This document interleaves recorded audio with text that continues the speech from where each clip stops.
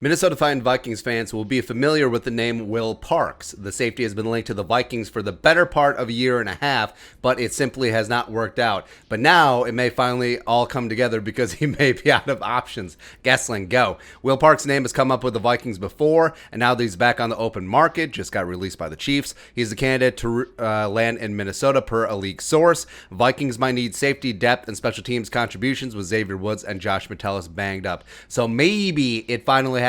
Plus, we already have a banger of a nickname for Parks. Will Parks and Rec. Come on, son. That's right. Let's talk about him today. 27 years young, 6'1", $194. 2016 6th-round pick out of Arizona by the Broncos. Played his first 4 seasons in the Mile High City, Sunshine State, gorgeous Denver. Now here's a timeline of his Vikings history. 2020 free agency, they showed some interest, but he signed a 1-year, $1.5 million deal with the Eagles, and I hate the Eagles, man. Saw an opportunity there as the Vikings had Harrison Smith, as well as they just franchise tag Anthony Harris, which was $13.441 million, very well spent.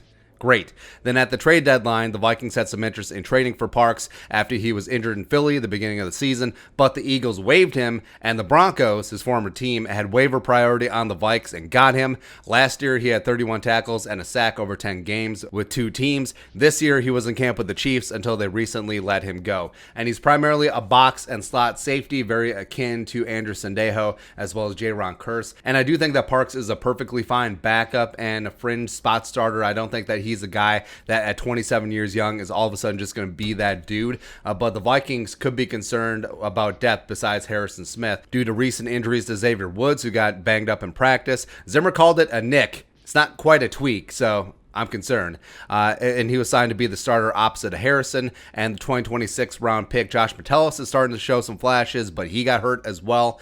And I think it will hinge on the final preseason game tonight in Kansas City on how rookie Cameron Bynum, as well as second-year UDFA's Miles Dorn and Luther Kirk will do against Kansas City. If they play poorly, then Parks is a no-brainer. If they play well, maybe we'll hold off on Parks, but we'll see. I think that it's clear that he's going to sign the league minimum, and there is an advantage. Maybe the Vikings wait until week 2 to sign Parks, because if you sign a player in season, their contract is not guaranteed. It goes week to week like track phone, so maybe it makes sense, but I do think it would be league minimum for sure, but I think he makes sense as some safety depth as well as some special teams prowess just in case the Vikings do need it. But your thoughts of Vikings, Will Parks, will it finally happen? Will they, won't they?